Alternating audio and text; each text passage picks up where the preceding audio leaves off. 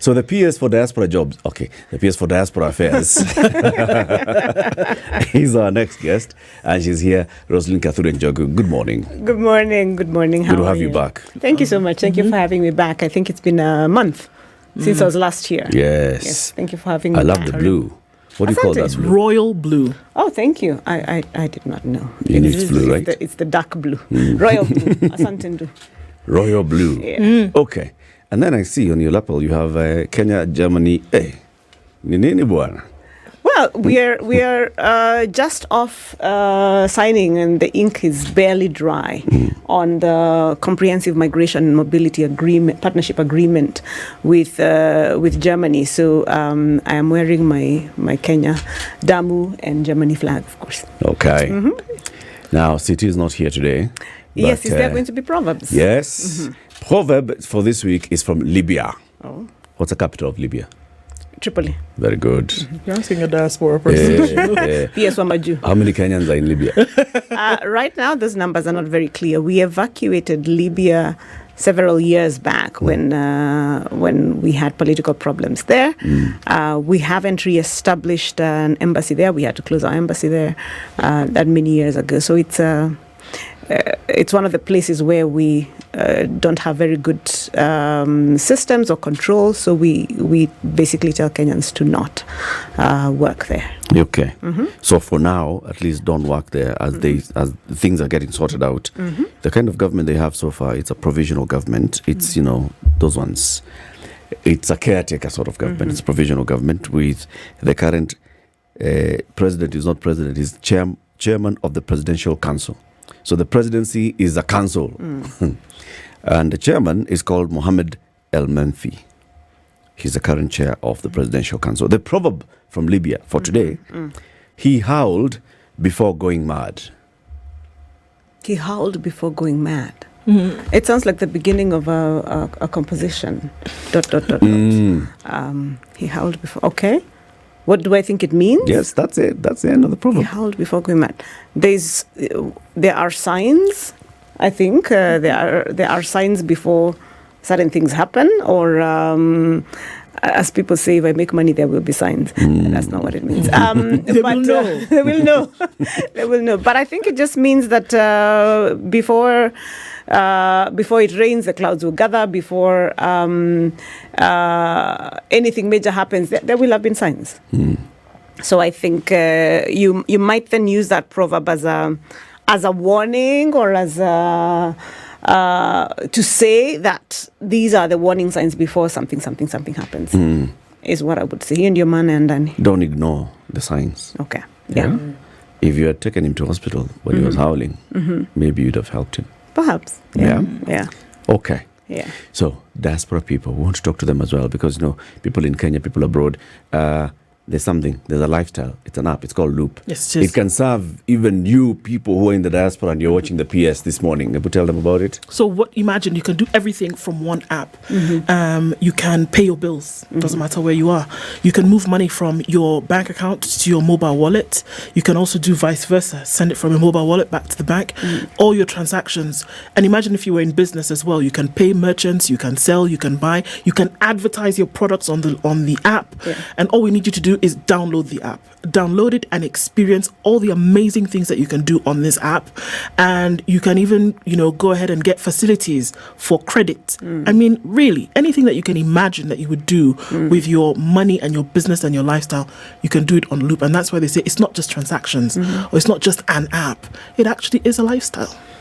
Indeed. So that's good, because we're always looking for ways to make movement of money, remittances, or other business that our diaspora are doing easier, faster, cheaper, and so on.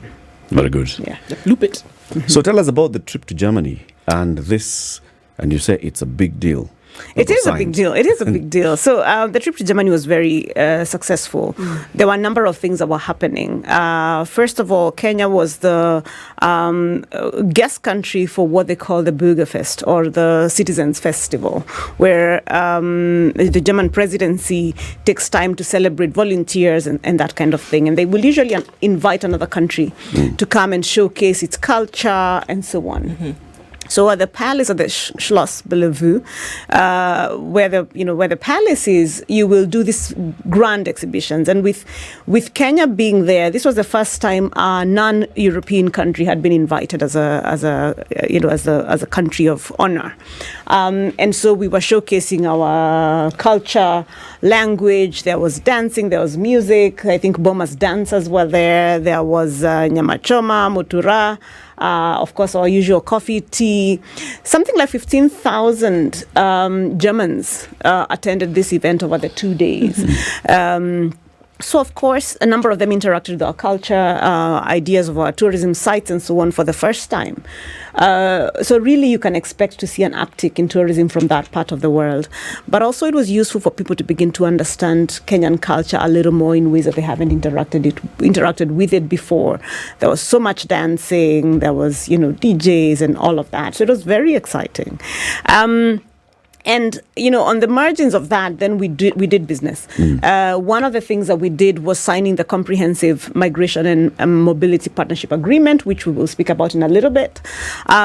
We also signed a 4-way MOU between the government of Kenya, represented by our State Department, Kala Trust, the Friedrich Naumann Foundation, and the Hamburg Chamber of Commerce. And this MOU creates a framework for people to work, or for companies that belong to the Hamburg Chamber of Commerce to outsource part of their work to Kenyans, who then can work offshore. Can quite simply do lots of activities, whether they be accounting, whether they be what kind of jobs, all the way from Kenya. Okay.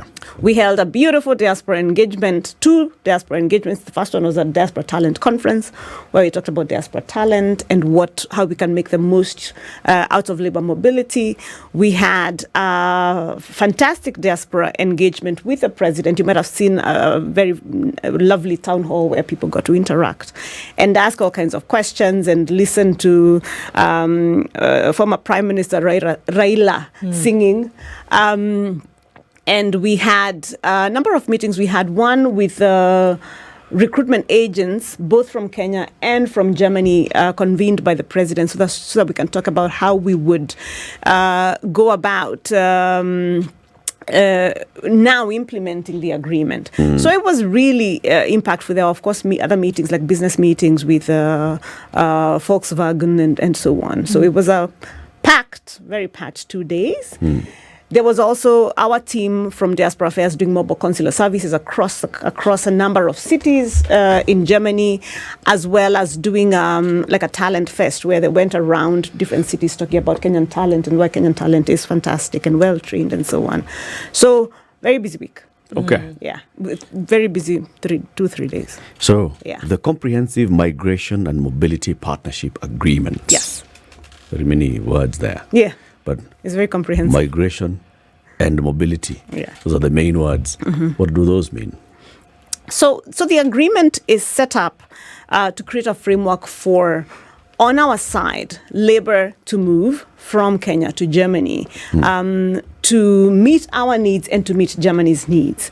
What do I mean? It's a win-win, a mutually beneficial agreement that is set up to create synergies between our 2 markets. We have an surplus of particularly young or youthful talent. And on the other side, you have German companies badly needing labor. Because of the way our demographics in the 2 different countries are set up, you have a situation where in Kenya, you have a youth bulge, as we call it, or an extremely youthful population. 19 and a half years is the median age in Kenya, which means our pyramid looks like a proper pyramid, right? Germany, on the other hand, has an inverted pyramid. Birth rates fell several years back. So what we now have is a much older demographic, an inverted pyramid. So lots of older people, median age is 44, I believe. And then, so you have a very small working population supporting a much larger and retiring population. The last of the baby boomers are now exiting their labor market, which means over the next several years, organically, Germany is not able to keep up its prosperity by relying purely on its own labor. Over the years, it's had migration, particularly from within the EU, from other countries within the EU. Something like 230,000 people have been were commuting from within the EU in 2022 alone to work within Germany.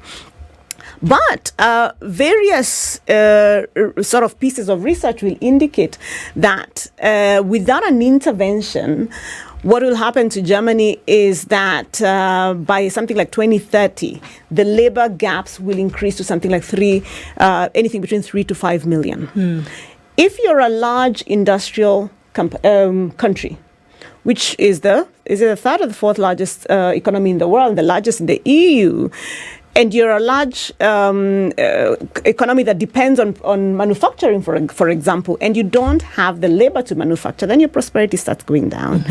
Some research, I think, from an institute, for example, indicates that that's going to mean a 14% dip in Germany's economic growth by 2030.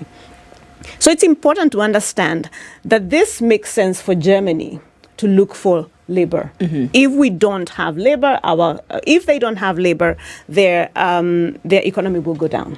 On the one hand, so that's the picture on that hand. That's the demand side. The supply side is ours, where we have 1 million young people joining the labor market every year, right? And there aren't 1 million opportunities opening up every single year. So you have a surplus of labor. And I think the last time I was here, we talked about how GOK is dealing with that on a 3-pronged strategy, right? So creating jobs at home, creating jobs online, and finally jobs in the diaspora. So what this agreement, the Comprehensive Migration and Mobility Partnership Agreement, does is it creates a framework for those diaspora jobs in Germany. It's a first of its kind agreement, and this is what I mean by that. Many other sort of bilateral labor agreements, and this is not strictly speaking a BLA, but many other BLAs that we've gotten into will usually say, we will take 15,000 healthcare workers from Kenya, such as the agreement we have with the UK. Or we will take 5,000, artisans from Kenya. Or we have a total of, as a country, we can say we have a total of 40,000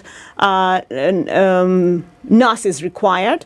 We will take 5,000 from Kenya, 5,000 from India, and so on and so. So you allocate numbers. This is not that kind of agreement. This agreement is open. It says we have huge needs, and I've described what the market looks like. You've had other numbers, of course, going around, like 250,000, which is what is required year on year. In terms of actually a little more of the research indicates numbers are even larger than that. But so these are the needs we're giving Kenya based on Kenyans' ability to meet the requirements of the employer and of the Skilled Immigration Act, I think is what their law is called. Opportunities to come and work, right? Without a quota. Without a quota. Okay. So that is really the issue that we ought to be concerning ourselves about. There is no quota. You can, quote unquote, drink as much water as you can, right? And that is the point of this. That's why this agreement is different, and it's a good one also, because not only are we talking about then access to their labor, to their market, and Kenyans being able to go and work, but we've also done work in that agreement on issues like recognition of Kenyan skills, Kenyans accreditation, Kenyans certificates. We've done work on attempting to twin different sort of TVET institutions, where we say there's this TVET somewhere in Kirinyaga and there is this TVET somewhere in Bremen. How can we make these two work together so that there is co-learning, co-teaching, exchange programs, and that kind of thing?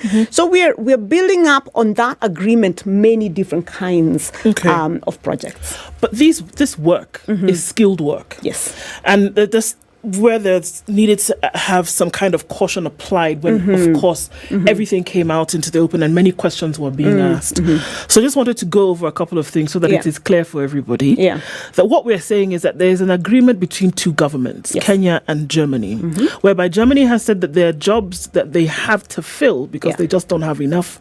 And Kenya has said there are people who can do these jobs. Yes. But we're not saying that the floodgates are open and come as you please. We're just saying that they're skilled jobs and you have to meet the requirement and apply for the jobs in order to have them? Or are we saying that there's a platform upon which these jobs are going to be placed, and if you apply for it and you meet the match, then you may go? So that's a really good question. There is the agreement by government, but remember, most of these opportunities exist in the private sector. Okay, so what that means is that I still have to apply for a job. I still have to be matched, or I have to match myself to an employer who then says, okay, so this is what I'm looking for. I'm looking for a journalist with this kind of qualifications. This person meets the bill, and then we start the migration process, right? And the processes for moving. So let me say something before I talk about the processes for moving. Skilled workers are a broad category, right? So it is not just, by German definitions, bakers are skilled workers, hairdressers are skilled workers. So skilled workers are broader than what I think many people think of when they think of professional. In Kenya. Yeah, maybe people... So, for example, if you say a plumber in Germany and a plumber in Kenya, that's a skilled worker. We see them differently, but in Germany, it's a skilled worker. Okay. So skilled workers are what But also they're we're talking looking about for. a plumber in Kenya who has gone through training and has certification. Yes. Not a guy. Not Kawaya. Not a guy who learned by just walking through. Sawa. Yes. Okay. So we have the definition, right, of skilled workers, right? It has to be somebody whose profession or whose skill is recognized, and and there's processes and they have quite a bureaucracy about recognizing this, your skill and your school and that kind of thing. Now the processes on how you get these jobs, and this is a question a lot of people are asking. Is this. There are at least 3 different ways. One, most jobs in Germany are going to be advertised on a German government website called makeitingermany.com. And if you look at our social media, Diaspora _KE, I think my team is putting that information out there. So makeitingermany.com is a place where you can find a lot of information around what jobs exist, and you will be able to see the 30, 40, 50, however many thousand jobs are there. And then you can search by, journalist, or by city, or by that kind of thing, right? So the different filters. You can find those opportunities there, and those opportunities are open to foreign labor. So then you can start from there. There's more information around how you would migrate and that kind of thing on, I want to say it's deutschland.de, which is also up on our socials. So there is the path where I can look for the opportunities myself, right? As a Kenyan who's nimejituma. I go to Make It in Germany. I go to Hub. I think there's one called Hub for Africa.Bayern, and so on. I go up there and I find a job and I start the process. And many Kenyans do find opportunities this way. Then you go through the process of having your qualifications checked, and so on and so forth. Secondly, you could work with a recruiter. Right? You can work with a recruiter in Kenya, and a number of recruiters. As I remember when I mentioned we had a meeting, part of the things we did last week, was meetings between Kenyan recruiters and German recruiters. A number of Kenyans have already been recruiting for the German market, and now we expect to see that kicking up. Okay, so a number of recruiters who recruit for Germany, some of them will have those jobs actually on the NEA website, which we've discussed before. So that's neims.go.ke. The National Employment Authority. Exactly, the National Employment Authority. So they will have opportunities there, and they say this is in Germany. We are looking for vets, or I'm looking for 20 people who do animal husbandry. I don't know what a person who does animal husbandry is called, but yes. So that and they will usually list those. There are a number of Kenyan diaspora-owned recruitment businesses. So Kenyans who live and work in Germany who own recruitment businesses, who then recruit from Nairobi or from Kenya because they understand both parts of the market. So diaspora is also playing a critical role in making sure that we can implement this agreement. But beyond that, we expect to be able to create more programs as we go along within the Diaspora Placement Agency, which is the agency or the quote-unquote parastatal that is owned by our State Department, then to be able to structure those kinds of programs. So these are the places you can begin to find opportunities. Next Friday, on the 27th of September, 27th of September, we actually have German companies coming to Kenya to recruit during a job fair that they are hosting here in Nairobi. So movement is already happening, and these are some of the places that you'll find this information. But we understand that implementation is a long-term thing. So as information becomes available, one of the things that we will do at the State Department is we will continue to supply information, and you'll be able to see it as we go along, as we make materials available. But also we want... remember, we want this agreement implemented, right? We've worked very hard to negotiate it. We don't want to negotiate a market access agreement, then Kenyans don't. Then you don't take advantage of it. The Principal Secretary for Diaspora Affairs, Roseline Kathure Njogu, is still our guest. How many Kenyans live and work in Germany at present? About 30,000. 30,000? Yes. What are they doing? Various things. You have professors, you have business people, you have transport workers, you have lots of nurses and healthcare workers. It's the whole sort of gamut of Kenyans living and working in Germany. Yes. Our friend who listens to this show almost daily, George Taita, lives and works in the transport industry in Germany. So many, when they heard about this agreement that has been signed, they thought, why? Why go and work in Germany? Why go and work in Germany? Yeah. I think we spoke about why the jobs are needed in Germany, but also why work in Germany, because you get to find a good job, a good wage or salary, new experiences. But also, I think one of the most interesting things about what this agreement could bring is what we are looking at in terms of skills and technology transfer now from a macro level as a country.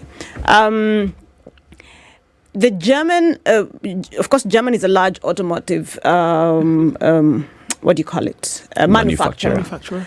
And the large companies are supported by the Mittelstand, the small and SMEs, right, through manufacturing. So the SMEs will manufacture bolts, they'll manufacture components of vehicles for the larger, vehicle makers, manufacturers, and so on. A lot of the Kenyans who will take up opportunities will probably work in these spaces, right? Yeah. You'll work in either in the large automotive companies or in the smaller businesses creating these components. Think about that, what would mean in about 15 years or 20 years. How many Kenyans will have gained the capacity or the skill or the technology to do this kind of work? And if diasporas have taught me anything, is that many diasporians are constantly looking to go back home. As it should be, right? You're looking, or your heart is always, or you're a child of two worlds. Your heart is always looking to go home. And when they have an opportunity to do that, then it is our hope that we will have built a critical mass of skill and technology that know how to build this. In 10 years or so, you start to see some of that manufacturing moving here, because now you have a critical skill of people who can build these parts. But also at some point, it makes more sense to move manufacturing to where the people are, as opposed to where the people are not, where you have to bring in all these people. So now suddenly we build our own automotive industry. At the very least, one that's something that supports the automotive industry. So think about what that would mean in terms of if you have a critical mass of Kenyans who can build vehicle parts. Yeah.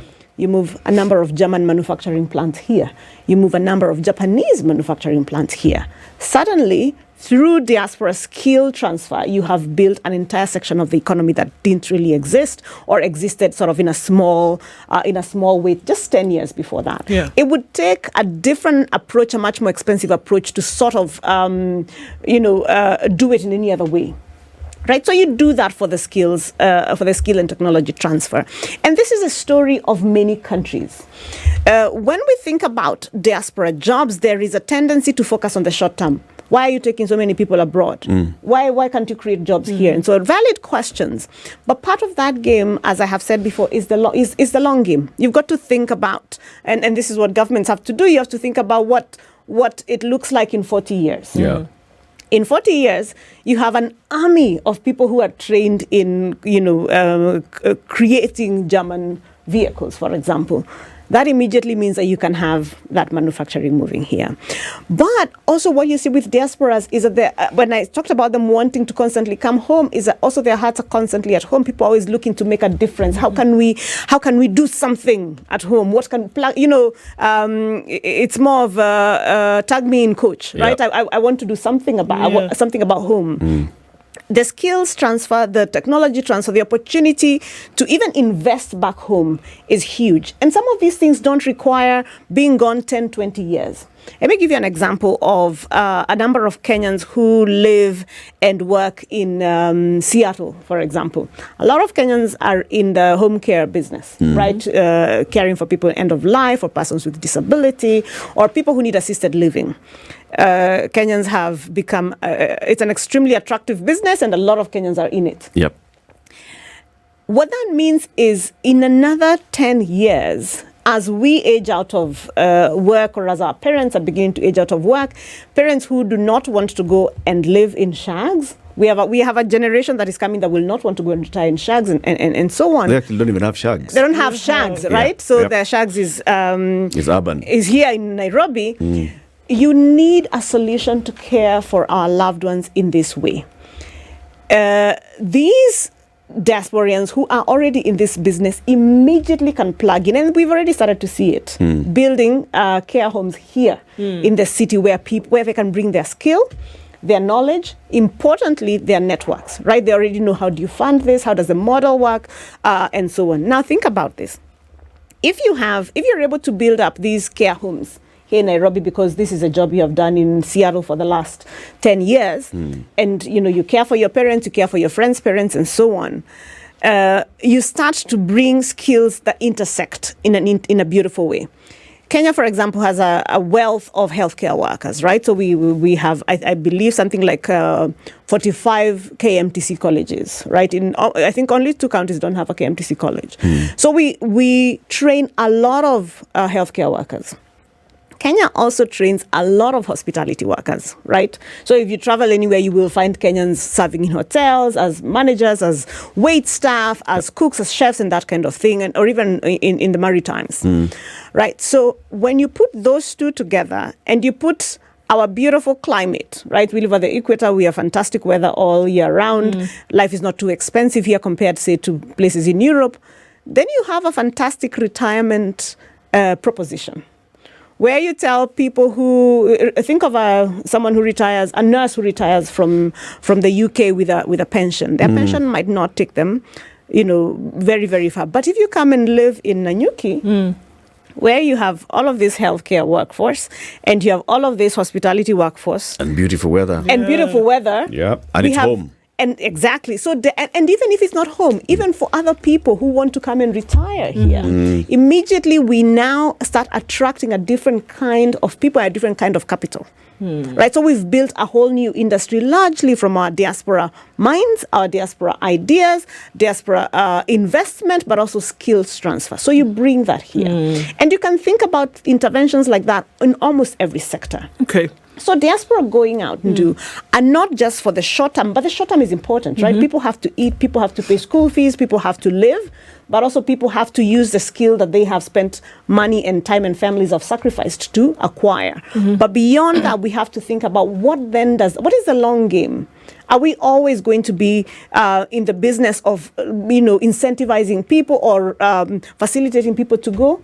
Not necessarily, right? So when you see lots and lots of housekeepers going to the Middle East, for example, our hope always is that their children will not need to do that. They do that so that their children can go to school and be able to pick up a different kind of job, right? So that is the call of our time, but also that is the advantage that we currently have. So Germany is one of those countries whereby you have to speak German. Yes. to operate in almost everything. Yes. There's very little English speaking. And how does that come into the agreement or into the arrangement that has been made country to country? Right. So that's a really good question. And one of the ones that keep coming up all the time is, do I really have to speak German to go? Ama mtanitafutia kazi tu hata ya ng'ombe. So that where I don't need to speak much German. There are places where you might not need, C1, right? You can get away with A1 or A2. But it is extremely important for any kind of migrant to be able to fit into a new country. If you don't speak the language, that is the fastest way of excluding yourself. You will not succeed. So you learn enough, and there's now a number of colleges, including the TVETs, who are now running German language classes. You can pick them up online. You learn enough. Some employers require that you have a certain level, right? So you start with A1, or if you're going to work in healthcare, it's a much more higher requirement of C1, because you must be able to speak to your patients and so on. But my recommendation and what we are seeing is that learn the language and learn well. Last week when we had the diaspora engagement, somebody told the president that here you could be a professor and not speak English and not speak German, or you could be what she called a D+ student. These are her words. You could be a D+ student, but speak German and you will get ahead faster. So it is, you do yourself a disservice by not learning the language. My own German is many years ago from high school, but I've been dusting it off. And it does help to speak to people, even government officials on the other side, in a little bit of their language, and this sort of helps move things. So definitely learn the language. There are facilities. I've seen some counties, for example, really grab this agreement and run with it. Embu County, for example, the governor, I think, is putting some sort of money or scholarships in TVETs for people of Embu to learn German language. So as I keep saying, this agreement is for all of us.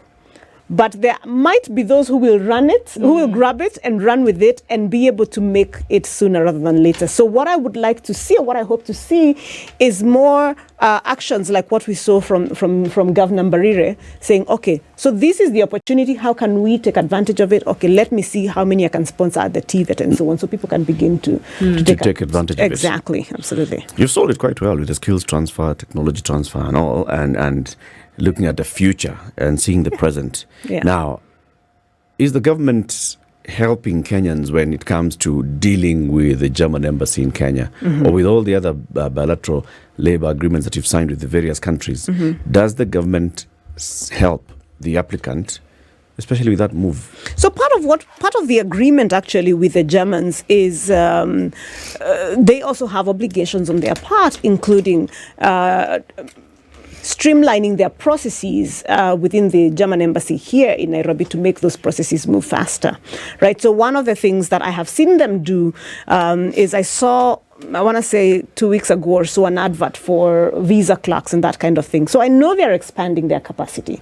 The German government has also talked about digitizing their processes so that their consulates, and the Chancellor also spoke about this last week when we were there, so that their consulates and embassies are able to move much faster, or are able to be more efficient. Kenyans, I think, seem to be surprised by the fact that not everybody has digital services across various governments, because I think we're so used to it. But so they are making their own moves in terms of how to make sure the bottleneck is not here, so that movement can go. Again, remember, as I said earlier, this is a win-win agreement. They also need good workers. It is not just Kenyans who need jobs. They also need good workers.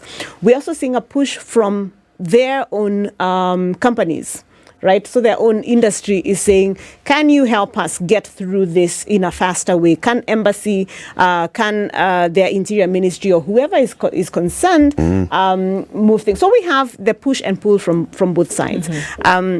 But I think we have a real commitment from, Ambassador Sebastian Groth's team here in Nairobi to make this work. We've worked very closely with them even as we were preparing for these visits, and they've been very consultative. There's a real commitment, as I have seen it, from the German government to actually implement this agreement and implement it well. Mm-hmm. So there's reality at the national level. Yeah. In all these European countries, we are facing labor shortage.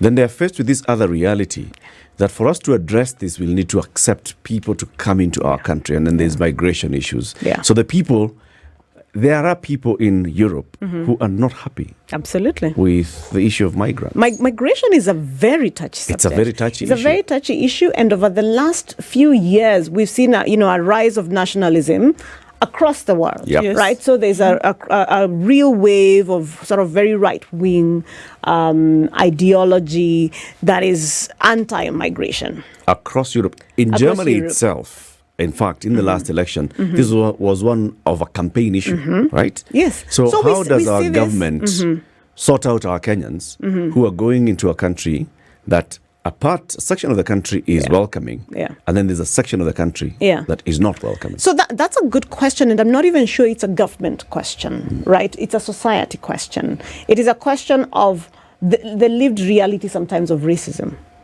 right?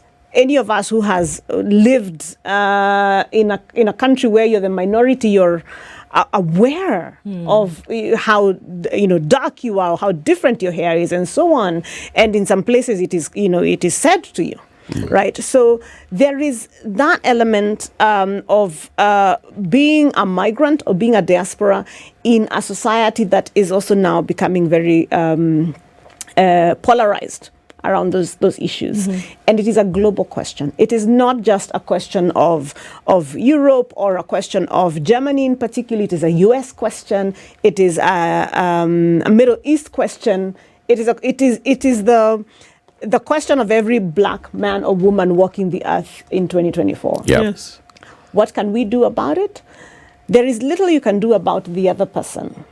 What we are doing is to try and quote unquote harden the target. Right. So give resources to Kenyans, first of all, to understand their rights, but also to prepare them. Many Kenyans who've never left home have not experienced racism. You might have experienced tribalism or negative ethnicity, but you might not have experienced racism, and some of it is just going to catch you completely off guard. Yes. So the most we can do as a government, apart from, of course, advocating with other governments and ensuring that our people are not being targeted, in the agreement, of course, we have conversations around the welfare of Kenyans living and working abroad and so on. Is to give resources and say, this is a pre-departure package, right? This is what you need to know. But also, these are the various diaspora associations and formations in Germany. Plug into these groups so that you can have your own social support and so on. Of course, globally, even at the UN level, there is work that is being done, anti-discrimination work and work around persons of African descent and that kind of support and so on. But we are living in a society that is polarized, where people have the right to basically say horrible things to you. Yep. And it is constitutionally protected. But then on the other side, there is a responsibility of our government to make sure that it's ready to immediately deploy support for our Kenyans in those countries. Yes, absolutely. Take, for example, what was happening in the UK a couple of weeks ago. Right? Where suddenly there's a wave and a rise in a wave of basically anti-immigrant sentiment, and you're caught in between.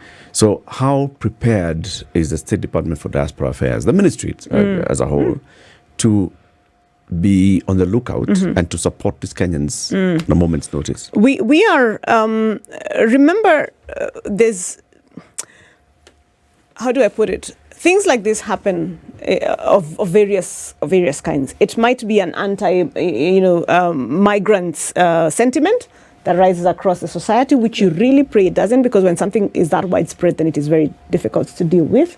But also remember, let me say before I get into interventions, is that while you have a number of people who are anti-migration, you also have a number of people who recognize their country is not going to do well without bringing in other people. And they are the ones who come pursuing, Kenyan labor and so on. So there are allies. It is not, Now, we are prepared in the same way that we are prepared to evacuate Kenyans from war, right? So when you have movements in places like Lebanon, for example, we have an entire department whose job is to think about and prepare for evacuations and that kind of thing. So the ministry is set up for that. But in places where we have large diasporas as well, we are now in the process of deploying diaspora officers whose entire job is not political work, is not, it's not even consular work, which is usually done by our immigration people. It's not even, properly speaking, labor work that's done by labor attaches, is to look out for the welfare of diaspora, to track these kinds of things and be able to be on the ready. So we have set ourselves up, and we will continue to set ourselves up to be ready to respond to these people. Remember, over the next few years, we expect to see a real growth in our diaspora. From the 3-4 million that we expect, especially with programs like this, that the numbers are going to grow. You must also grow the base. You must grow the capital so that we are able to handle and support those growing numbers. Okay.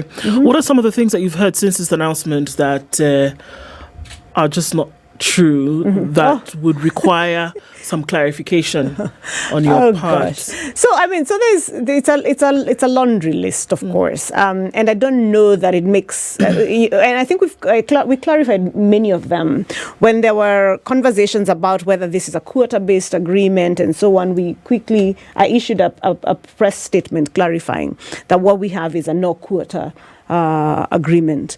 There are things that one should not bother responding to, right? Such as, the usual things of, we know these jobs are only going to your people. There are things. You have a quota. I have a quota.